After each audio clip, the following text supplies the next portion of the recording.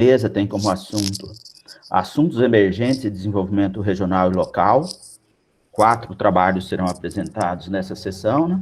Os 4 estão aqui em tela, seguindo essa ordem de apresentação. Primeiro, já quero agradecer vocês por a submissão do trabalho ao CASE, que Congresso de Administração, Sociedade e Inovação, e sucesso aí nas apresentações de cada um. Então, cada um tem até 15 minutos para a apresentação inicial, 5 minutos para as discussões, e depois, no final, fazemos um fechamento aí desse trabalho. Então, essas regras do jogo estabelecidas, eu vou acompanhar aqui o horário, mas eu quero que vocês também já acompanhem aí o tempo de vocês, né, em cada uma das apresentações. A primeira apresentação do Romero Scarpelli. Romero, a palavra é sua, tá? Pode postar a sua apresentação e vamos lá para iniciar os trabalhos. Bom dia a todos. Meu nome é Romero Scarpinelli. Estou falando aqui de Campo Grande, Mato Grosso do Sul. Faço mestrado hoje na Universidade Federal de Santa Catarina e eu escolhi esse tema em razão de uma disciplina de contabilometria que eu fiz ano passado para atender essa demanda. Desenvolvimento local, os indicadores de desempenho das universidades federais. Um estudo com análise de clusters e análise de componentes principais. Pode passar, basicamente. Por que eu escolhi esse tema? Porque hoje a gente vem discutindo muito o papel das universidades. Qual é realmente o papel da universidade no contexto da sociedade em geral? A gente sabe que as universidades, como instituições sociais, vêm desenvolvendo um papel fundamental no desenvolvimento regional e local, seja pela formação de profissionais em diferentes áreas do conhecimento, através do ensino, seja pelo desenvolvimento de pesquisas básicas aplicadas para o desenvolvimento do potencial econômico, social, tecnológico e científico, ou através da extensão e inovação, onde são disponibilizados conhecimentos para a sociedade, integrando cada vez mais a universidade ao seu entorno.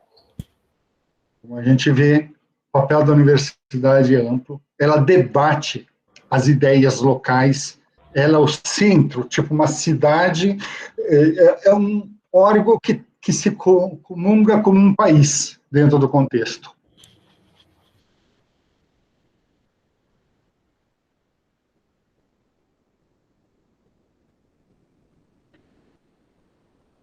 Uma travadinha na sua apresentação, Romero. Pois não? Pode dar sequência, travou um pouquinho aqui para nós. Então, ela é um tipo, é o local onde tudo acontece e, ao mesmo tempo, como acontece em miniatura dentro do governo macro, dentro da instituição. No âmbito local e regional, a universidade pode colaborar no desenvolvimento social, econômico, ambiental, tecnológico e de inovação, colocando seus pesquisadores na busca de soluções para enfrentamento de problemas ou aproveitando as potencialidades existentes para melhorar a qualidade de vida das pessoas. A gente vai olhar hoje nesse sistema pandemia quanto a ciência vem auxiliando dentro do processo para resolver os problemas sociais, epidemiológicos e todo nesse contexto. E isso é fundamental a gente ter em mente no momento que a gente analisa e vê o desempenho que é cobrado dentro das instituições de ensino federal. Por isso, essa integração local, ela é um polo que desenvolve tanto ela como a localidade que existe dentro do contexto. E acho fundamental nesse processo. Por isso que a gente tem que incluir em qualquer processo que a gente vai trabalhar de desenvolvimento local, urbano, regional e até nacional, as universidades nesse papel. Sem pesquisa, sem essa parte não há população que melhore a qualidade de vida. Não tem como. Se a gente pegar 50 anos atrás, a universidade estava engatinhando, como é que era o sistema das universidades do país? Com as tecnologias, com as pesquisas, como é que está hoje a agricultura, como é que está a saúde, que está melhorando. E olha que a gente não tem tantos investimentos dentro dessa área de pesquisa e etc. Então, a gente precisa avançar. O próximo básico da introdução seria avaliar os indicadores que mais impactam no desenvolvimento das universidades. Isso a gente pegou como base a resolução, uma decisão do Tribunal de Contas, a 408/2002, que definiu 12 grandes itens para se avaliar as universidades. Hoje a gente já sabe que já está em estudo uma nova ótica para redefinir esses indicadores.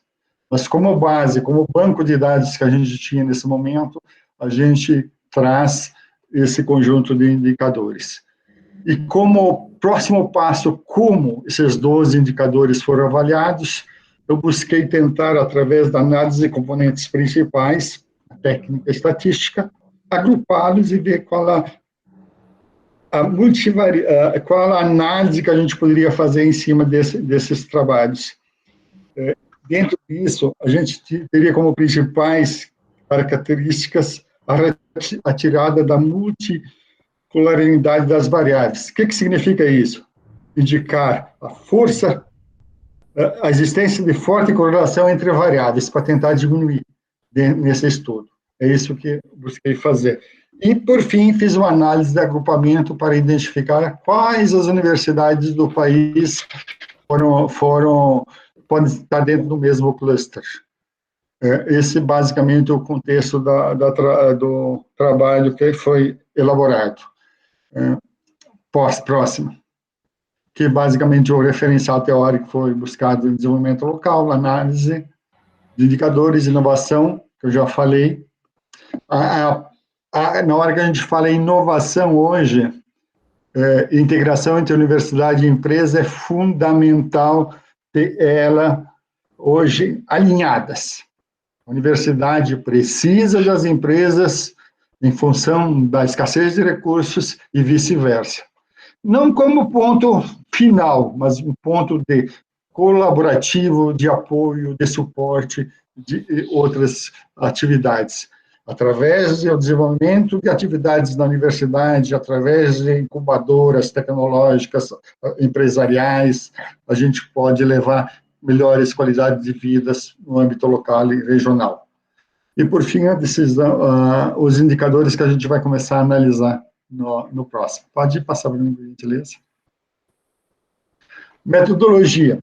A gente pegou a base de dados do Tribunal de Contas da União 2019, analisamos as 53 universidades, hoje são mais, mas as que tinham mais, 3 foram extraídas aí do processo em 2019, em razão de ter muitas vacâncias dentro, muitos outputs, ou falta de informações, e a gente se manteve com 53 universidades em análise. A abordagem que a gente fez da pesquisa de natureza quantitativa e inferencial utilizou métodos estatísticos e softwares como software R, Stata e Excel. E para reduzir as dimensões, foi utilizados os componentes principais e análise de agrupamentos. Vamos adiante para começar a olhar os resultados. Próximo.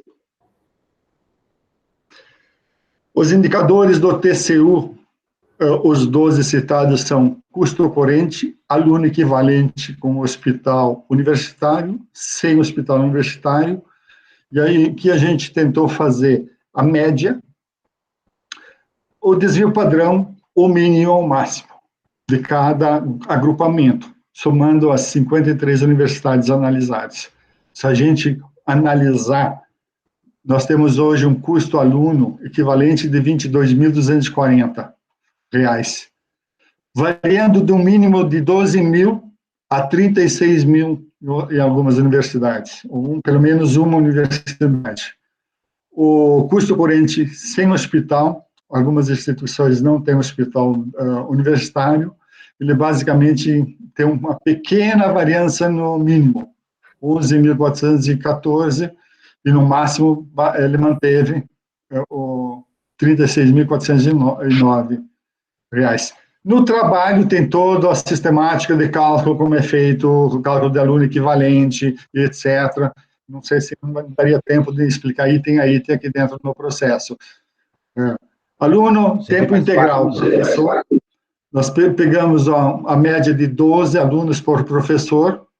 Nós temos universidade que tem 5 alunos por professor, em média, na média, e em outras 18. Que é recomendado hoje que teria 18 pelo MEC, que girasse em torno de 18 alunos por professor dentro da disciplina. Aluno tempo integral, funcionários, com HU e sem HU, basicamente ele trabalha no mínimo de 3,31, máximo 24,90, e que sem HU, o que varia é só o mínimo, o máximo permanece. Grau de participação estudante, quanto mais próximo de 1, melhor. Aqui nós temos foi identificado 2 problemas básicos, que o grau de participação em algumas universidades, como o máximo é 1, ele não poderia ter 2,62, uma universidade lançou esse dado. Então, a gente extraiu e colocou a outra média, a média caiu para 0,71, mas a gente apontou dentro do sistema e trabalhou ele no máximo. O que seria isso aqui? É o tempo que o aluno permanece dentro da instituição. A gente conclui que quanto mais tempo ele fica dentro de uma instituição, mais tempo ele tem para desenvolver atividades de iniciação científica, de participar em estudos, ir para a biblioteca, e ele se preocupa mais com a sua formação acadêmica. A parte da graduação, os conceitos CAPES, a gente está com média 3,86, o conceito CAPES vai de 1 a 7, e nós temos uma universidade que está com uma média 5,28. Passou de 6 grau de excelência internacional já, a partir de 6 e 7, grau de excelência 7, excelência internacional. São poucos os cursos que têm, a nossa média ainda está relativamente baixa, 3,86 para os cursos, os conceitos do curso da CAPES, de mestrado e doutorado, ainda é considerado baixo no país. Apesar de, nos últimos anos, ter evoluído muito, mas ainda considerando baixo. O índice de qualificação docente, que é calculado em cima do professor com respectiva titulação, ele varia a média 4,44, e tem universidades que já está com 100% dos professores com doutorado. Então, já estamos num caminho bem acelerado, bem alto, 4,44, dá para considerar que a gente tem o potencial de professores, pesquisadores, etc., num excelente nível. E aqui nos preocupa são a taxa de sucesso de graduação ainda.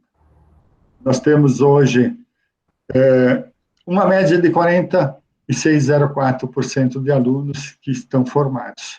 Cada 100 alunos, 40 só que saem. Muito baixo ainda dentro do contexto.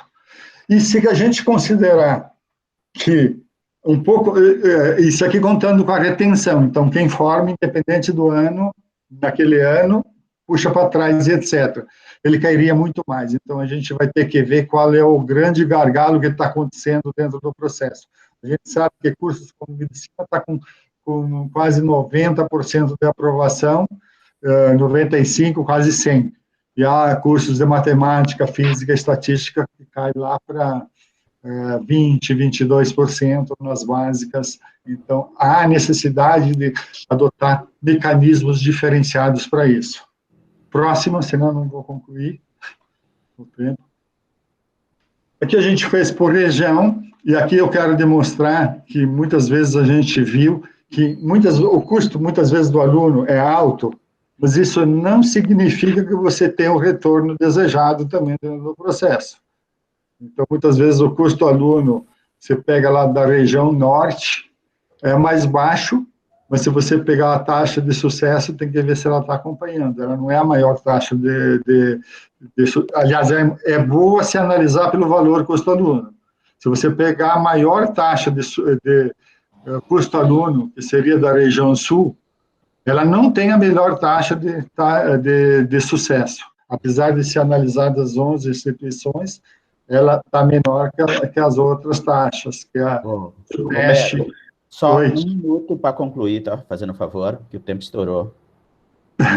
Bom, passa para a próxima, só para mostrar os clusters, por gentileza.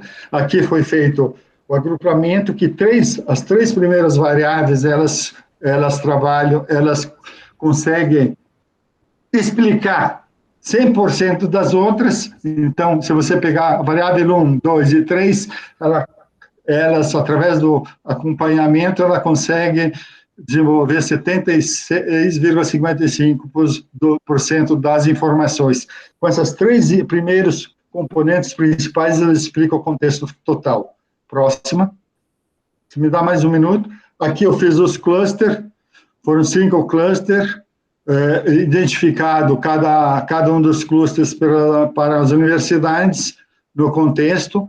Então, saíram alinhadas, depois o pessoal pode dar uma olhada, e vamos para a conclusão final, por gentileza, então. O que a gente concluiu? A investigação dos indicadores de desempenho, por meio da análise dos componentes principais, possibilitou demonstrar que 3 componentes explicaram 76,5% de todos os dados referentes às 12 dimensões, para 3 agrupamentos, o que justifica o estudo.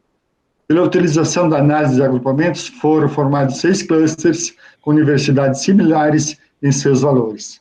E aí, no fim, tem a referência bibliográfica. Obrigado, Homero. Um pouco corrido, é bastante complicado, mas é o que deu para apresentar agora. É o tempo nosso também, que é bastante limitado, mas os textos serão publicados aqui, e aí todos que tiverem interesse, aprofundar os estudos aqui, tem possibilidade. Primeiro, Homero, parabéns pela temática, principalmente nesses tempos de pandemia aí, reforçamos o papel das instituições de ensino superior no processo de desenvolvimento. Então, acho que é importante quantificar, mas não é só a questão quantitativa, mas também quantificar essa contribuição das instituições no processo de desenvolvimento. E levando em consideração a realidade local. Então, nós não podemos estabelecer os mesmos critérios de avaliação de uma universidade lá do Amazonas, lá do interior do Amazonas, uma universidade aqui do Centro-Sul, em termos de cada uma na sua localidade, com a sua contribuição de desenvolvimento. Mas muito bom, parabéns. A palavra está aberta, pessoal. Alguém quer fazer alguma consideração? Nós temos aí 2 minutinhos a mais. Não? Romero, mas importante primeiro, para mim foi uma novidade o curso de gestão universitária, de mestrado profissional em gestão universitária. Muito bom, é necessária essa gestão universitária. Eu sou gestor de uma universidade, em uma das áreas da universidade é sempre o desafio você trabalhar com esse processo de gestão universitária. Bom que a Universidade Federal de Santa Catarina está com essa preocupação em fazer esse curso profissional na área. E os dados nos reforçam esse trabalho aqui. Edson, eu agradeço pelas suas palavras. Acho importante que você falou que cada região tem sua especificidade, ela tem que ser levada em consideração, mas não só nisso, até na distribuição de recursos dentro do contexto das universidades brasileiras. Então, acho fundamental, acho que a sua colocação é muito pertinente, e eu estou acatando sugestões. Inclusive, meu trabalho de dissertação é sobre distribuição interna de recursos com base em métricas. Perfeito. Obrigado, Homero. Sucesso aí no trabalho e conta aí com o necessário. Então, aqui é importante, eu esqueci só de fazer minha apresentação antes de começar a sessão. Eu sou o professor Edson Trajano, eu sou da área de economia, e sou aqui professor na Universidade de Taubaté, no estado de São Paulo. Sou professor do programa de mestrado em Planejamento e Desenvolvimento Regional e Gestão e Desenvolvimento Regional. E aí, junto com o professor André, eu estou coordenando essa temática sobre desenvolvimento regional. Parceria legal, Primeira vez que eu estou aqui coordenando uma ação na casa. Sempre participo de outros eventos, mas esse é o primeiro, muito bom. Obrigado. Vamos para a segunda apresentação. Luiz Neto está pronto, né? Inovação tecnológica sustentável, uma solução energética para auxiliar o desenvolvimento da região amazônica central, amazônica ocidental. Só lembrando, foi passado aí a lista de presença para certificação. Então, vocês aí preenchem o Google Form aí para a certificação. Neto, a palavra é sua. Oi. Olá, bom dia. Bom dia, né, ainda a todos. Me chamo Luiz Pereira de Lima Neto, sou do estado do Acre e estou, assim, finalizando, né, o meu mestrado com essa temática inovação tecnológica sustentável, uma solução energética para auxiliar no desenvolvimento da região amazônica. Como é que faz para passar? Então, o bioma amazônico, né, ele é rico em sua biodiversidade e é representado por uma área de 6,9 milhões de quilômetros quadrados, distribuída em 9 países da América do Sul, tendo o Brasil é o que se destaca mais, que é a área maior, é centralizada no Brasil, né? Uma área de 4 milhões de 193 mil quilômetros quadrados, dividida em duas regiões, que é a ocidental e a oriental. Sendo que a ocidental ela é a mais preservada, onde tem a floresta mais assim conservada, né? E a região amazônica, do modo geral, né, ela não é só composta por área florestal e sua biodiversidade, mas também como pessoas, que aqui na nossa região, no estado do Acre, temos os indígenas, que aqui faz muita parte, né, nesse desenvolvimento. Portanto, a partir dessa necessidade do desenvolvimento da região amazônica, a levar a essas pessoas um conforto melhor, uma qualidade melhor de vida, talvez, né, através da inovação tecnológica aí, pelo fornecimento de energia limpa e de baixo impacto. Para tal, apresentar-se a seguinte questão central da pesquisa, que é analisar a essas pessoas que moram nessas localidades em difícil acesso, qual a percepção dos moradores de uma comunidade isolada na região amazônica ocidental sobre a necessidade de uma implantação de uma fonte de energia renovável. Então, essa é que algumas áreas aqui, né, a que eu estou estudando, não tem energia elétrica no local. Então, é saber o que eles pensam, o que eles acham, se gostaria ou não de ter energia elétrica. Pode passar. O método dessa pesquisa, né, ela iniciou através das bases nacionais e internacionais, utilizando o Google Escola, EBSCO, Periódico CAPES, Cielo, Scopus, utilizando formas booleanas, né, as palavras-chave que é desenvolvimento sustentável, sustentabilidade, energia renovável, comunidades isoladas e Amazônia. Essa natureza tem uma abordagem qualitativa. A população a ser estudada é a comunidade de Buriti, que é localizada no município de Vejó, onde contém a quantidade de habitantes 34.884, que é o terceiro município mais populoso do estado do Acre aqui, né? Foi escolhida essa comunidade em fato da experiência que eu já tive lá, de profissional. Então, por isso que foi realizado a escolha dessa comunidade, e a coleta de dados será pela entrevistas, por meio de entrevistas semi-estruturadas, né, abertas também,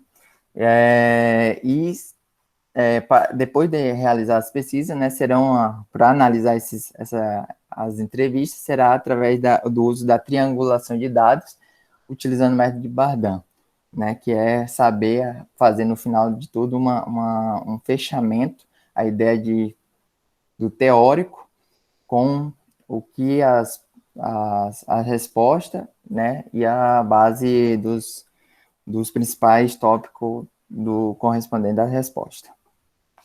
Vou passar. Espera-se dessa pesquisa, né, que possa auxiliar no desenvolvimento sustentável da região amazônica, através do uso da energia solar, trazendo crescimento econômico para a região de forma sustentável, com baixo impacto, uma vez que adotar prática que não agride o meio ambiente poderá trazer benefícios sociais econômico para a região estudada, além dos benefícios de ser sustentável, considerando que a sustentabilidade, né, segundo Vieira, baseia na ideia mais adequada no uso de recursos ambientais e socioeconômico, possibilitando que gerações futuras desfrutem antes esgotado pela geração atual. Nesse sentido, a inovação tecnológica voltada à sustentabilidade representa, pelo sistema fotovoltaico, reflete a forma do sistema colaborar de maneira ética, convergente com a sociedade, com a natureza e com a economia do Estado. Então, é isso que espera, né, essa região, que possa melhorar a qualidade de vida deles, na forma econômica, porque a pessoa que não tem energia, uma das dificuldades é manter a preservação de alimento, que lá lá a vivência dele não é que nem na cidade que compra, né? Lá é a caça, então é um pouco diferente nessa cultura. Então a energia para esses locais de difícil acesso, acredito que através dessa tecnologia, que é a energia solar, possa ser uma alternativa para melhorar, né, esse ambiente dessa comunidade, das comunidades não só daqui do Acre, mas de todas, que onde tiver, né, acesso a isso. Pode passar. Então, essas são as referências e é isso. Pode passar. Obrigado. Obrigado você por escrever seu trabalho. No caso, seu trabalho trabalho em andamento, né? Isso. Você é aluno de um curso de pós-graduação? Qual é a sua situação? Esse é o trabalho, sua proposta de mestrado? Isso aí é a minha proposta de mestrado, né? Sou mestrando aí da Univale, estou finalizando, ainda está em andamento, né, a pesquisa. Então, ainda está em processo, né? Uhum. Então, mas muito interessante a sua proposta de trabalho aí, uma questão muito prática de produção de energia solar nessas regiões mais afastadas, principalmente em relação à população ribeirinha, né, que você tem alimentação básica, o peixe, principalmente, né, você falou da caça, mas o pescado está aí muito presente. Também. E aí, qual o resultado disso? Se você tem uma dificuldade de conservação desses alimentos. E aí, consequentemente, isso acaba dificultando muito em relação à qualidade de vida dessas populações. Eu tenho tido bastante contato com a região norte, né? Eu fiz uma ação do Projeto Rondon no Amapá, em 2016, e esse é o desafio, principalmente a formação de cooperativas, de associações, para beneficiamento do pescado, né? Só que a energia elétrica é sempre um limitador nesse processo. Então, as redes de energia para chegar a essas comunidades ribeirinhas é um desafio extraordinário. Então, a busca por essa energia solar, outras formas de produção de energia, é fundamental nesse processo. A palavra está aberta, colegas, para observação do trabalho do Luiz Neto.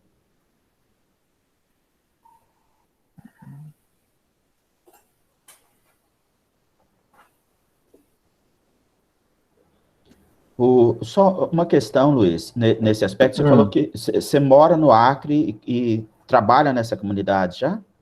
Não, eu já fui prestar um serviço para ela. Uhum. E quais os limitadores do desenvolvimento dessa produção de energia solar nessa região? Eu acho que você precisa bater bastante nessa tecla. Assim, é porque lá não só vai por água, né? Não tem acesso a veículos. Então, e outra, ela é uma área que é bem preservada, essa comunidade ao redor dela é mais floresta. Então, para chegar o ponto de energia convencional, vamos supor, através de um programa, que o Luz para Todos, que agora está se adequando ao programa Luz para a Amazônia. Então, o Luz para Todos será, para atender essa comunidade, será um impacto ambiental muito grande. Então, para isso, né, para não ter esse impacto, aí vem a importância aí do uso da energia solar, né, para ter acesso, para fornecer através do programa Luz para a Amazônia. Então, acho que a relevância do seu trabalho é perfeita, está muito bem trabalhado. Agora, o problema é o desafio para chegar com essa energia solar lá, né? Então, quais os investimentos necessários universitários nesse processo. Talvez isso nos próximos, no caminhar do seu trabalho de dissertação de mestrado, um foco nesse desafio que se tem para se levar essa energia solar. As condições de clima é adequada para a produção de energia solar. Nós sabemos que algumas áreas da Amazônia têm um sol muito quente, né? Claro, na linha lá, equatorial, já no... Aqui, só coisa, né? Aqui tem um projeto que já está tendo em outra comunidade, né? Eu estou até escrevendo também um artigo, que lá vai ser, essa comunidade será atendida por sistema solar. Uhum. Só que é mais próximo do Peru, né? Bem na ponta mesmo. Então, lá já vai ser esse projeto, e tem outros projetos em andamento com a concessionária local para atender esses ribeirinhos aí, tudo por sistema solar, e não mais pelo sistema convencional nosso da energia, né? Aberta a palavra, colegas. Alguém mais quer fazer alguma consideração? Beleza, então. Luiz, obrigado aí pela contribuição no debate no Congresso de Administração, Sociedade e Inovação. Sucesso aí nos próximos projetos. É um trabalho extremamente relevante lá para a região norte do país, onde se discute essa produção de energia, e aí uma das alternativas são as construções de barragens, só que as barragens têm um impacto ambiental bastante grande numa região de planície. Então, ou seja, qual é o modelo de produção de energia para essas localidades? E aí essas regiões de planície vai afetar exatamente as populações ribeirinhas com a construção de barragem. Então, esse é sempre o desafio, e aí você apresenta uma boa alternativa nesse processo. Vamos, então, para o terceiro trabalho, o terceiro trabalho do Anderson Moreira Pinto.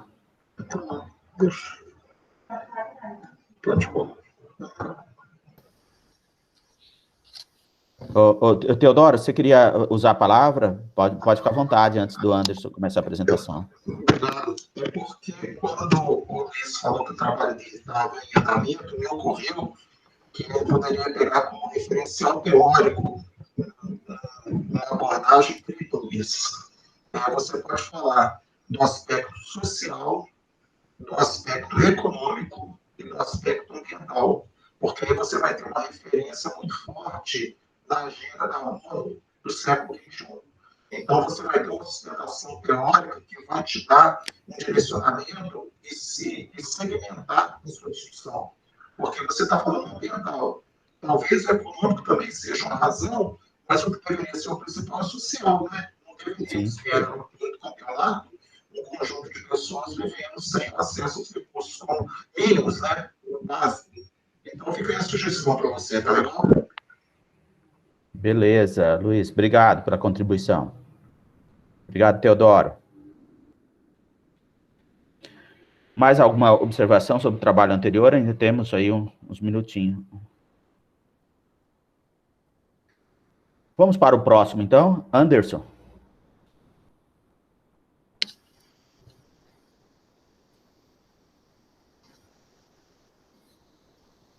Bom dia a todos. Meu nome é Anderson. Eu sou estudante da Universidade Federal Fluminense e moro no Rio de Janeiro, na Baixada Fluminense, cidade de Seropédica. Esse trabalho em desenvolvimento que a gente está construindo, ele fez parte do processo seletivo para o ingresso ao mestrado na universidade. Daí ele tem como tema essa ideia inicial: Universidade, perspectivas e reflexões sobre os papéis e as formas de interação. Esse trabalho que foi apresentado aí, ele serviu como embasamento para construir o projeto. Daí pode passar um pouco, por favor. Nesse primeiro momento da introdução, a gente trouxe como contexto as universidades brasileiras e o que elas vivenciaram nesses últimos anos, nessas últimas décadas, né? A partir de 2007, e com o REUNE, com o Plano Nacional de Educação, que teve antes, e o que ele se propôs a fazer. Esse era o plano de fundo, porque a universidade que eu me proponho a investigar, ela teve acesso a aumento de vagas, a expansão da estrutura, isso aí é ponto pacífico. Cresceu em número de vagas, cresceu em número de ingressos. No entanto, o que a gente quer observar é como a universidade ela se relaciona com o entorno, com o município que tem em volta dela, que é a cidade de Seropédica. De que maneira esses alunos que entraram para a universidade, a pesquisa que aumentou, de que forma isso contribuiu? E se contribuiu, qual foi o impacto? Esse é o principal pano de fundo que a gente quer investigar. Daí esse foi o contexto. Pode passar, por favor. Daí tem como os objetivos desse trabalho, que foi comparar os entendimentos sobre a universidade e desenvolvimento local, abordados pela literatura, e as questões-chave iniciais eram quais os papéis da universidade e de que forma elas podem contribuir para o desenvolvimento local. Como justificativa, tem a justificativa desses autores que eles colocam que a importância de investigar as universidades ela possibilita um melhor entendimento de questões sobre como a participação delas na aprendizagem interorganizacional evoluiu, entender de que forma isso aconteceu e de que forma elas impactam no sistema de inovação. A metodologia utilizada foi pesquisa bibliográfica e pesquisa documental. Pode passar, por favor. Daí, os papéis das universidades. Foi colocado algumas referências que colocam que as universidades, nesse contexto, elas começam a se preocupar com... Alguns atores, eles começam a se preocupar frente ao aumento da competitividade, globalização, esse tipo de coisa, e eles começam a dar um pouco mais de atenção à forma que a universidade pode contribuir, através de pesquisa, através de força de trabalho, através de ligação com outros atores. Daí, o Lester, por exemplo, ele fala que para as comunidades locais é uma fonte de resposta para essas novas demandas que essas comunidades têm. Como eu coloquei, pessoas qualificadas, boas ideias e inovação. Daí tem um outro autor aí também, dois outros autores que a gente utilizou como referência, que eles colocam essa ideia de pano de fundo que a gente está colocando. O que é uma universidade que é da região e o que é uma universidade que só está na região, que ela só está ali, a pesquisa dela é voltada para um outro lugar, ela não presta muita atenção ao contexto no qual ela está inserida. Pode passar, por favor. Daí tem outros autores que falam a respeito também disso, a trazer um pouco mais a discussão da universidade para o plano real, para o plano da realidade, para aquilo que resolve o problema do dia a dia, para o agricultor familiar, por exemplo, que tem aqui próximo da universidade, que tem algum problema e às vezes a universidade está fazendo uma pesquisa num lugar totalmente distante daquela realidade. Daí esse autor ele coloca por último aí que essa importância do papel da universidade tem sido cobrada principalmente pela sociedade e mais ainda em cima das universidades públicas. Pode passar, por favor. Daí tem outros autores que falam a importância da universidade atuar de forma articulada com outros atores daqui da região, de forma a compartilhar recursos, a colaborar com a pesquisa, a colaborar com o conhecimento. Daí tem alguns conceitos que a gente trouxe também para esse paper, que é a questão da universidade empreendedora, universidade como motores da inovação e universidade regionalmente engajada, que foi aquilo que a gente já falou. Daí fala um pouco também da questão da valorização da inovação e da qualificação profissional e do conhecimento. Isso reforça ainda mais o papel da universidade, porque ela que vai ter esse papel de colocar em prática tudo isso. Pode passar, por favor. Daí, de que forma que as universidades podem contribuir? Foram encontrados alguns autores de referência que eles colocam de que forma a universidade pode contribuir. E isso pode variar de acordo com o tamanho da universidade, com a estrutura da universidade, com o tempo que a universidade está naquele lugar. Daí são esses tipos iniciais que a gente encontrou. Por exemplo, Uma universidade atuando em uma região periférica, tal como a cidade de Seropédica, ela pode atuar incentivando o empreendedorismo, ações relacionadas à transferência de ciência e tecnologia. Pode passar, por favor. E são esses outros aí. Daí, já um outro autor, o Lester, ele também informa de que maneira a universidade ela pode contribuir através da criação de indústrias, através da transferência de indústrias, através da diversificação de indústrias, construindo novas indústrias relacionadas, ou mesmo através da atualização de indústrias que já são maduras e, por algum motivo, elas já estão desatualizadas. Pode passar, por favor. O que a gente espera com esse trabalho? A gente espera que, frente ao conteúdo apresentado, a gente espera que abre-se, portanto, proposta de novos estudos relacionados aos papéis da universidade, mais especificamente universidades públicas brasileiras, localizadas em áreas periféricas. Para tanto, esse ensaio, esse paper, ele trouxe outras questões. Para além do contexto europeu e norte-americano, de que forma uma universidade ela pode interagir com um contexto periférico? Aí eu coloquei, por exemplo, a Baixada Fluminense do estado do Rio de Janeiro. E quais são os outros autores brasileiros que já propuseram a realizar estudos desse tipo, nessa vertente? Seria isso. Essas foram as referências utilizadas. Beleza, Anderson. Parabéns pelo trabalho, bem relevante. Então, você está na fase ainda de projeto de dissertação. Eu estou fazendo as disciplinas agora. Já passou o processo seletivo e agora eu estou fazendo as disciplinas para depois ficar só focado na pesquisa. E aí você toca, esse é o seu projeto de dissertação? Sim, esse é o projeto de dissertação. Então, é bem interessante, até você citou o Rolim aí, que trabalha com as universidades do Paraná. Isso. Então, a Universidade Estadual de Ponta Grossa, Maringá e Londrina tem feito vários estudos nessa linha de qual é a contribuição da universidade no processo de desenvolvimento dessas regiões.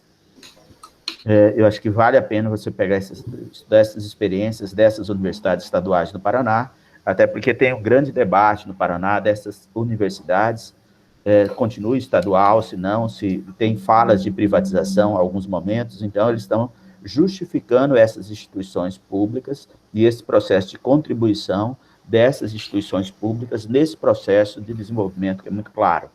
Então, ou seja, o papel da universidade pública no desenvolvimento. E um outro ponto, que, ao meu ver, é relevante para discutir essa questão do papel da universidade, é a questão da curricularização da extensão. A extensão sempre foi o patinho feio dos 3 pilares da formação universitária, ensino, pesquisa e extensão, mas se dedica bastante à questão do ensino, um pouco à pesquisa, dependendo do tipo do curso, do tipo do programa, e extensão sempre deixado para o 3º plano nesse processo. Então, essa curricularização da extensão contribuirá para o avanço extraordinário desse trabalho, desse papel, nesse processo. Ao meu ver, é importante ver essa questão. Diga, Bianca. Bom dia, parabéns pelo trabalho, Anderson. Eu fiz mestrado na Rural, em Seropédica, né? E a minha graduação foi na Rural de Nova Iguaçu, então eu tenho um carinho especial. E eu também me interesso, né, pelas questões de desenvolvimento regional. E aí eu queria fazer algumas perguntas aqui, né, na verdade, para o Anderson. Primeiro, tem a ver com o papel dos agentes no sistema de inovação, né? Seria o que exatamente essa participação no sistema de inovação? Tirando a universidade, que a gente sabe, né, pesquisa e tudo mais, mas formação de mão de obra qualificada, seria esse o ponto, né, da participação no sistema de inovação, local de inovação, né? Outra coisa, que uma vez eu estava num evento e o professor Cassiolato, lá da UFRJ, ele chamou um pouco a atenção, eu fiquei até impressionada com a forma que ele falou, né? Qual que é o papel da universidade? Qual que é a finalidade da universidade, né?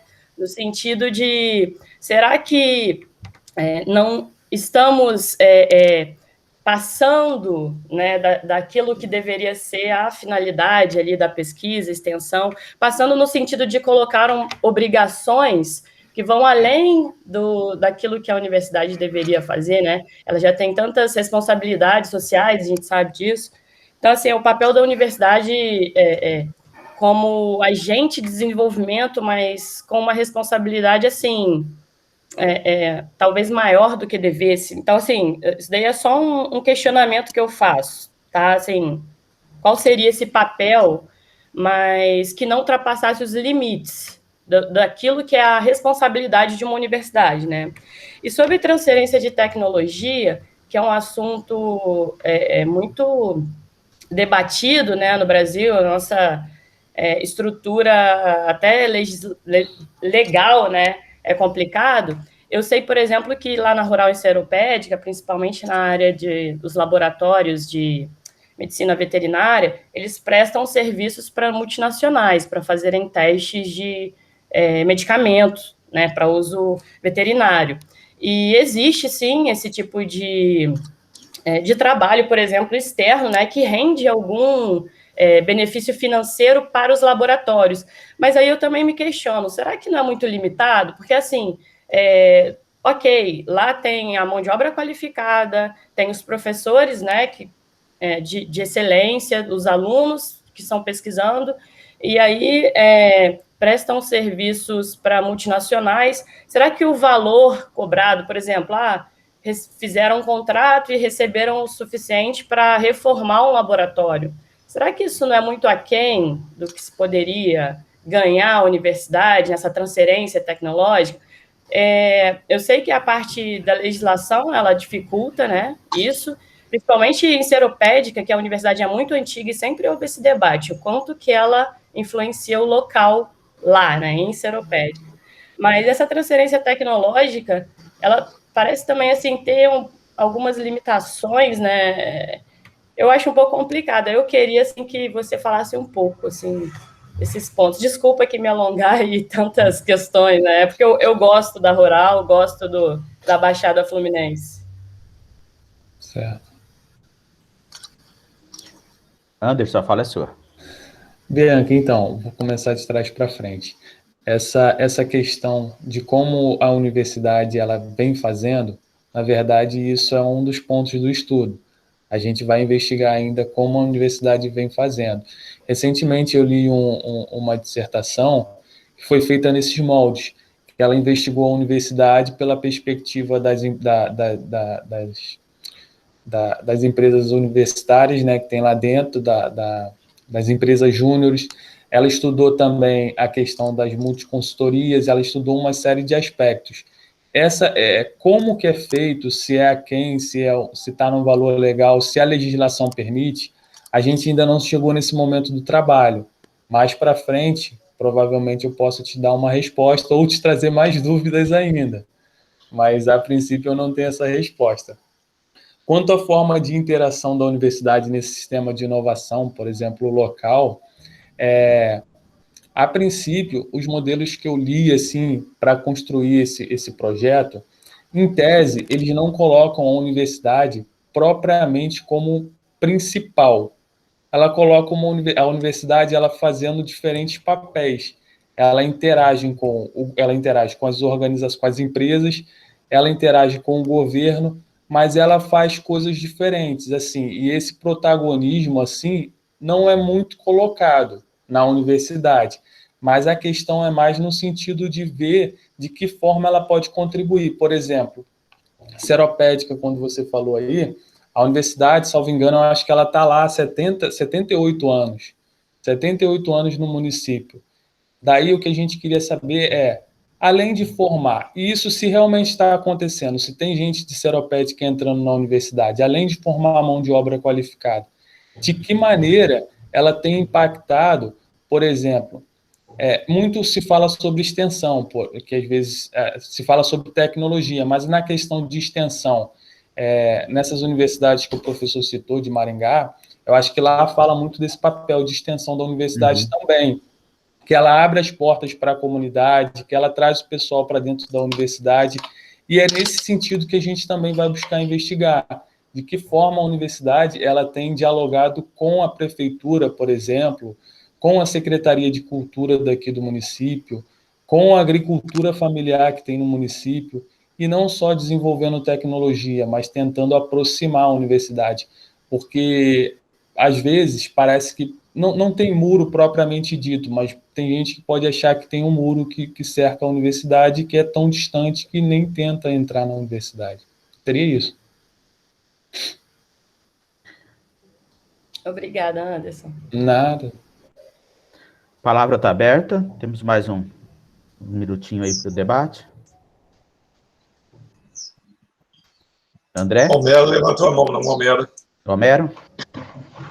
Só para colocar, hoje tem legislação que trabalha muito na área de parcerias públicas-privadas.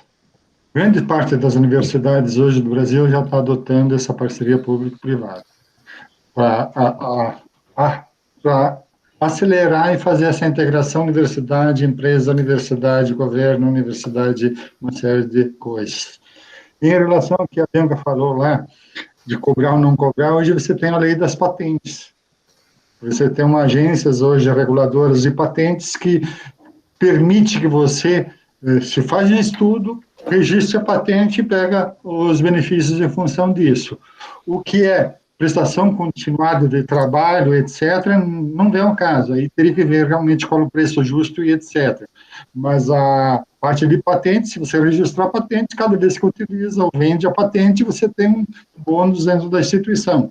Então, as universidades estão caminhando muito nesse sentido. Só para complementar essa fala nesse contexto. Obrigado, Homero. Mais alguma colocação, pessoal? Eu quero agradecer, eu sou orientador do Anderson, eu quero que ele saia com bastante dúvidas daqui, essas perguntas ajudam. Ele chega com poucas certezas e vai sair com menos certeza ainda, com mais dúvidas. Obrigado. Obrigado a você, André. Então, vamos para o último trabalho, o trabalho do Rafael.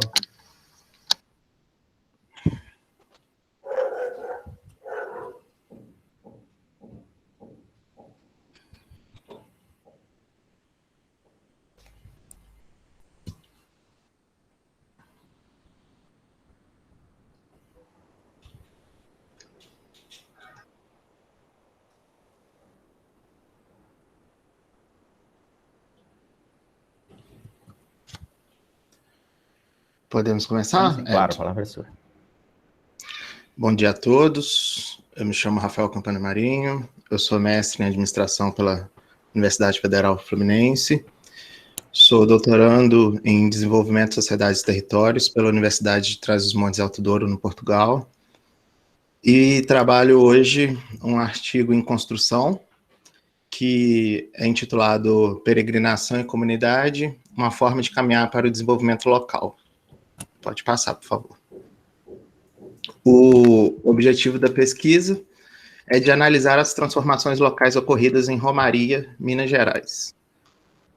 A cidade de Romaria, em Minas, ela fica localizada no Triângulo Mineiro, a cerca de 80 quilômetros de Uberlândia, que é o maior polo mais próximo, e nela se instala o Santuário de Nossa Senhora da Abadia. Esse estudo de caso acerca de peregrinação ele é interessante por conta de que o município de Romaria é um município de 3.000 habitantes, só que durante o mês de agosto, que é o mês das festividades da Nossa Senhora da Abadia, cerca de 40.000 peregrinos / visitantes chegam à cidade, em média, por dia, e no dia 15 de agosto, que é o dia da festividade, são cerca de 200.000 pessoas. Então, imaginem para um município de 3.000 habitantes receber ao longo de um mês mais de 1 milhão de pessoas. Então, é um fenômeno de peregrinação assim, bastante interessante para ser estudado.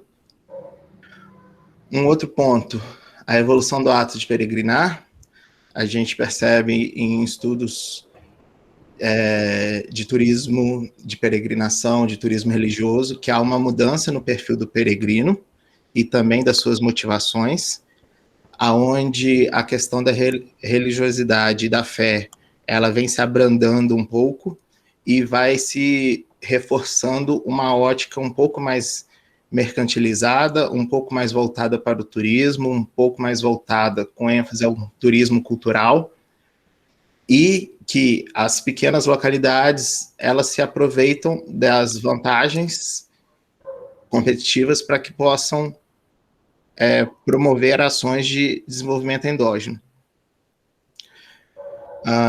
Nesse trabalho que eu estou desenvolvendo, o foco é nos residentes. Eu não deixo de analisar os outros atores, mas nesse trabalho especificamente, eu estou trabalhando mais os residentes, por conta de que foi se percebido em outros trabalhos prévios uma lacuna de estudos onde não se coloca o residente como um centro, como um ator protagonista na questão da peregrinação. Você enfoca muito aquele caminho que vai ser percorrido, aquele santuário, a questão de patrimônio, a questão de cultura, e o peregrino e o visitante, e deixa-se de lado os residentes. Então, para suprir um pouco essa lacuna, esse trabalho que está em desenvolvimento, ele dá um foco maior para os residentes, mas também não deixa de analisar os outros atores, porque são trocas, são relações que se interrelacionam para a promoção do desenvolvimento local. Faz importante saber o impacto e como se dá essas relações entre os residentes e os peregrinos, que a gente passa a chamar de turiperegrinos, porque nem sempre ele vem fazendo uma peregrinação constante, às vezes ele só vai visitar o local sagrado. Então, você tem essa relação de turista-peregrino. E esse trabalho é uma etapa piloto da minha tese, lá em Portugal. A temática da tese é da peregrinação como um catalisador do desenvolvimento local.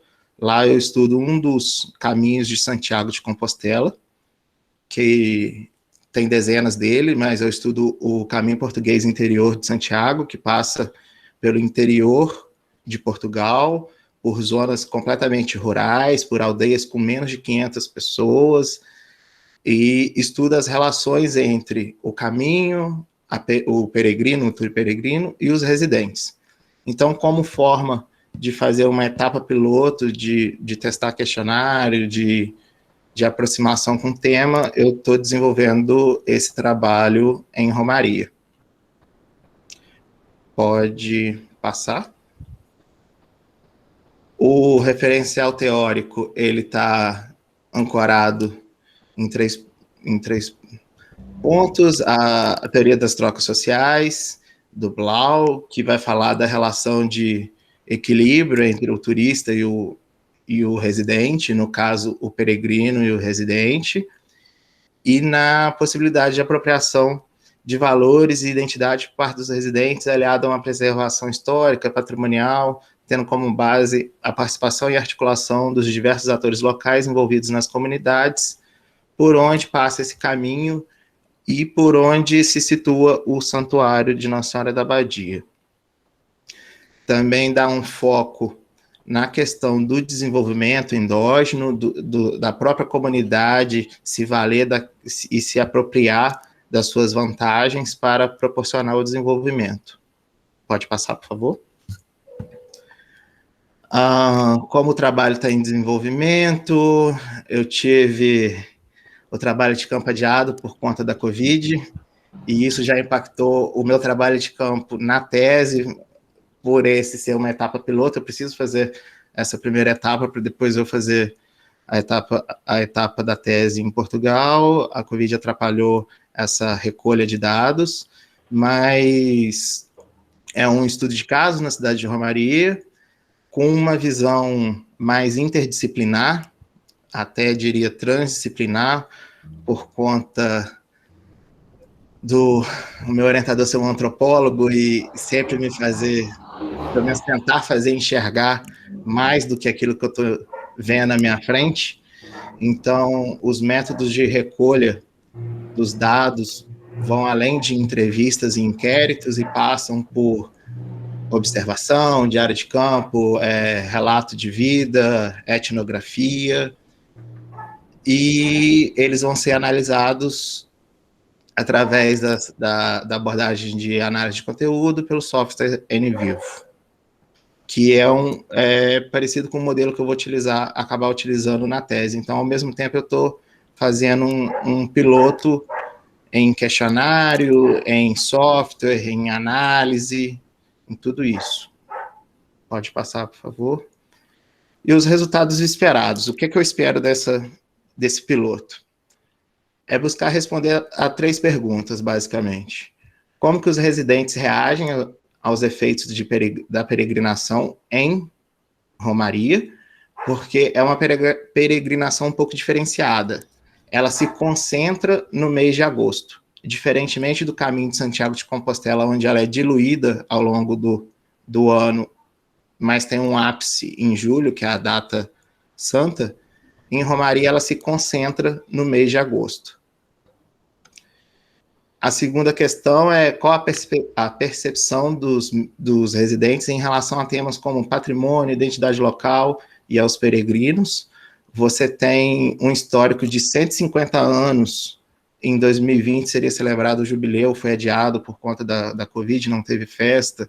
Mas como que os residentes, eles percebem, eles captam essas questões, se eles trazem, se eles se apropriam dessa identidade com o santuário, com essa religiosidade, e também um ponto-chave que é como potencializar os benefícios provenientes da peregrinação, enquanto se busca minimizar os danos causados à localidade e aos residentes.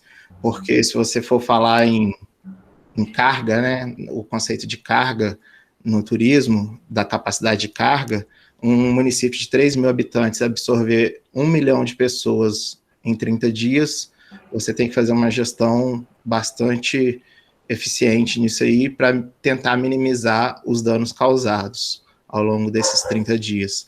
Para se ter uma ideia, assim, um exemplo de como que impacta esses visitantes, esses peregrinos na comunidade, a cidade não tem cobrança de água. É um município tão pequeno que ao longo do ano não há cobrança de água para a população. Aí você imagina a chegada de 40 mil pessoas por dia, o que diversos atores e como que eles devem trabalhar de maneira conjunta, os esforços que eles precisam empreender para poder minimizar esses danos que são inerentes a essa questão da peregrinação. Pode passar, por favor? E como conclusão, eu busco reforçar a necessidade da cooperação entre esses atores locais. Não tem como você falar em peregrinação, em uma gestão local participativa, sem a cooperação entre os atores locais, para que haja o tal do equilíbrio que é defendido pela teoria das trocas sociais do Peter Blau, nas suas relações, por consequência, potencializando o desenvolvimento local.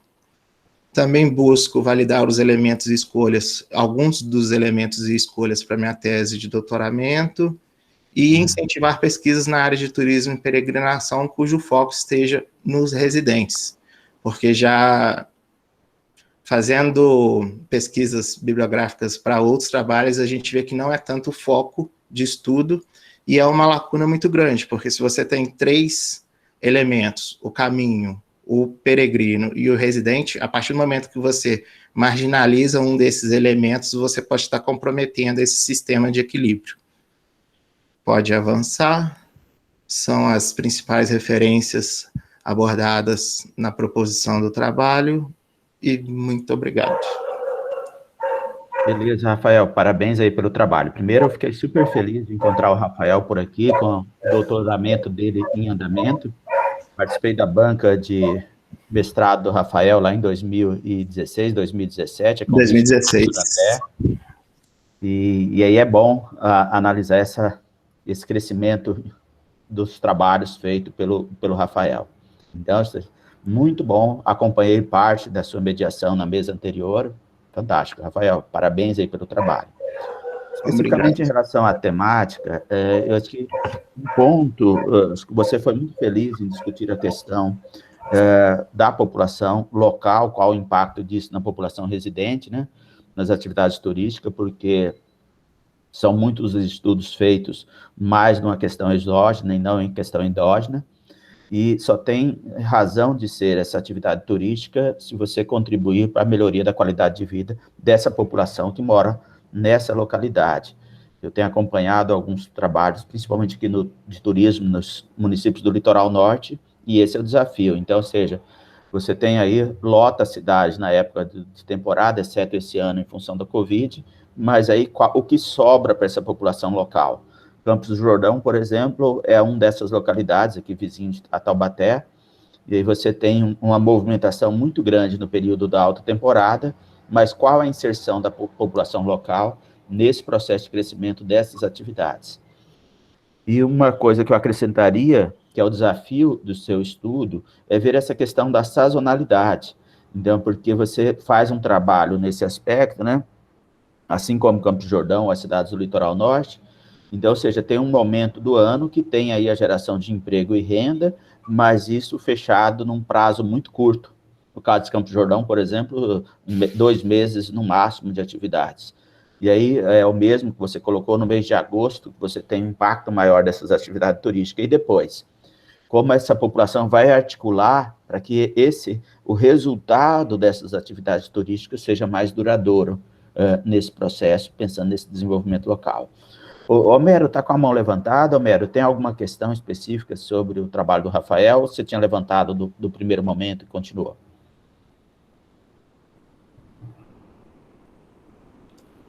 Eu acho que levantou logo no começo da sessão, esqueceu. Diga, Rafael. Agora eu perdi o que eu ia falar, mas a questão da sazonalidade, o impacto da Covid não me deixar ir a campo, me abre uma outra oportunidade, que é questioná-los como foi esse ano de 2020, esse ano de 2021. 2020 eles iriam celebrar o jubileu de 150 anos de peregrinação. Então, aí você já encontra uma questão de identidade, de apropriação patrimonial, e não teve.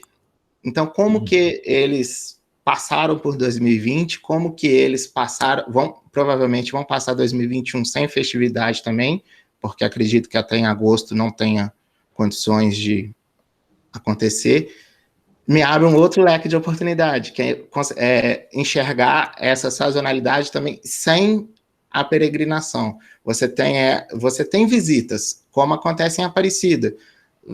Visitação em Aparecida acontece o ano inteiro, mas você tem o pico, você tem as romarias acontecendo somente nos meses de outubro. A peregrinação pela Dutra acontece somente no mês de outubro, ela não acontece o ano inteiro. E em Romaria acontece a mesma coisa, você tem muitas saídas de Uberlândia, são montados pontos de apoio ao longo da BR para esses peregrinos, mas somente no mês de agosto. E essa questão da Covid, ela permite também ao residente ele ter um outro tipo de olhar para a questão da peregrinação. Porque às vezes eles se sentem incomodados com essa invasão, mas a partir desse um ano de experiência que não teve, desse ano de 2021 que provavelmente não vai ter, qual o tipo de percepção que eles têm disso? Se mudou, houve transformação, essas relações pioraram, melhoraram, então abre uma outra oportunidade também. Se não há dúvida. A palavra está aberta. Alguém mais alguma observação?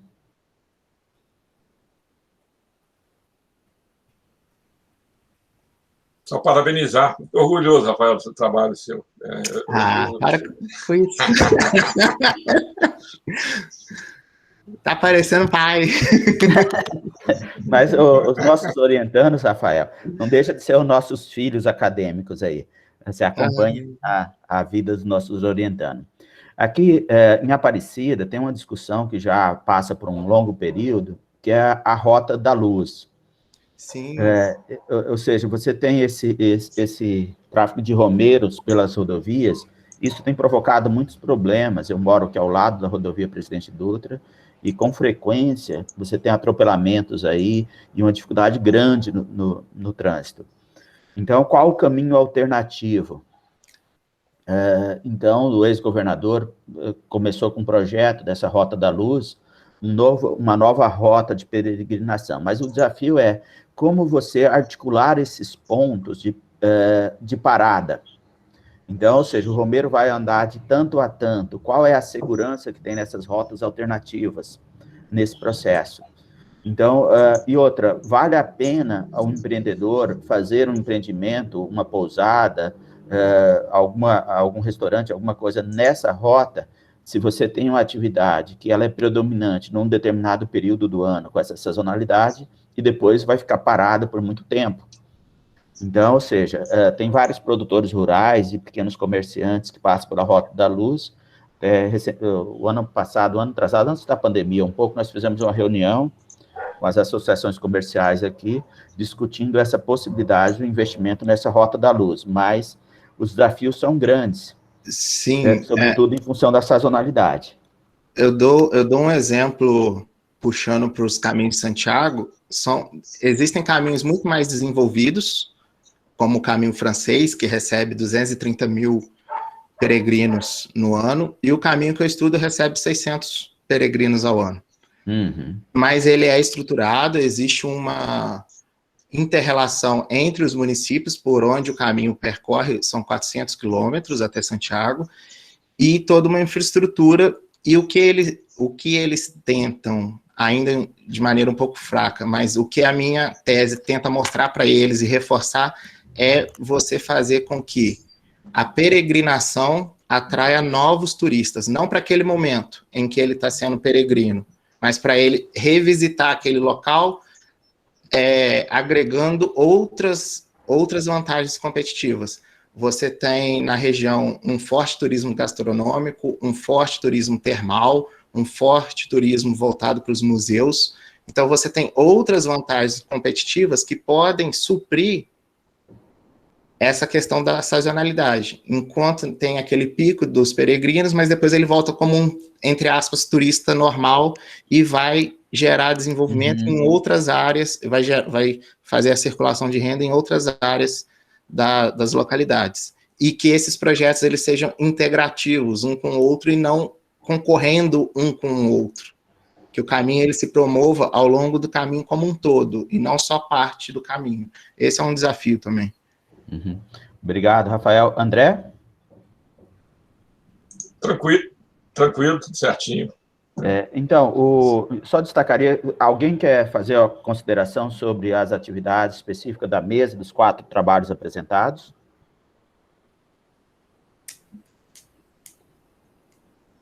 Bom, eu fiquei muito feliz com essa roda de conversa aqui sobre a questão do desenvolvimento. Num primeiro momento, aqui nós temos aí uma linha comum de 2 trabalhos discutindo o papel das universidades no processo de desenvolvimento local ou regional. Isso acho que é fundamental que essa discussão ela continue, esteja sempre presente nesse debate sobre desenvolvimento regional. 2 trabalhos muito bons, parabenizo os 2 autores. E uma segunda temática, tanto no trabalho do Rafael quanto do Luiz Neto, que foi importante, é discutir a questão do desenvolvimento na perspectiva também pensando nessa comunidade, né?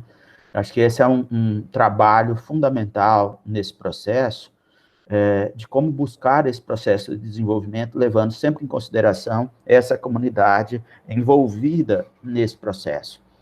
Então, lá na Amazônia, você tem desafios outros, e são muitos os desafios, não dá para discutir a questão ambiental, social das populações ribeirinhas, sem levar essa população também condições mínimas que contribuam para a melhoria na qualidade de vida dessa população. Eu tenho acompanhado algumas coisas da região amazônica, tenho um irmão que é professor da Universidade Federal do Amazonas, está lá em Benjamin Constant, na divisa com a Colômbia e Venezuela, num campus avançados da UFAM. E é sempre o desafio. Essa semana passada fez organizou uma fala lá das comunidades indígenas. Então, qual é o enfrentamento dessas comunidades indígenas? Ou seja, esse fator externo para lá, principalmente na operação dos garimpos, isso tem provocado um dano muito grande a essas comunidades locais. E aí, se tem que se trabalhar com as políticas de desenvolvimento, partindo dessa perspectiva desses sujeitos, dessa população residente nesse processo. Alguém mais quer fazer alguma consideração? Não? Então, eu agradeço a participação de todos. Teodoro, tranquilo? Alguma consideração adicional? Não, tudo tranquilo, obrigado pela palavra e agradecer aí a presença de todos vocês, tá, gente? A participação de cada um aí que faz o evento ficar melhor, tá? E para quem está chegando agora pela primeira vez, professor Edson, esperamos a sua colaboração em próximas edições, tá ok? Desde já. Com certeza. Esse é o trabalho, sempre estamos disponíveis aqui para discutir essa questão do desenvolvimento regional, né? E essas ferramentas online possibilitam essa integração. Então, como no dia de hoje, né, nosso aluno lá do interior do Acre, o outro do Mato Grosso do Sul, 2 do Rio de Janeiro, mais um fazendo tese em Portugal, e assim vai. Então, é esse novo mundo nosso aqui que possibilita essa melhor integração. Obrigado, professor. André? O André está travado aí. Bom, pessoal, obrigado aí pela participação de vocês, em nome do CASE, agradeço. Luiz, quer fazer alguma consideração? O senhor abriu o áudio aqui? Então, só agradecimento. Obrigado a todos vocês, e assim encerramos essa atividade dentro do tempo previsto. Obrigado a todos. Parabéns. Obrigada, professor Edson. Obrigado você, Ana Luísa, pelo apoio técnico aqui. Então, a próxima, acompanha aí o CASE, que está fantástico. Próximas mesas aí. Obrigado a todos.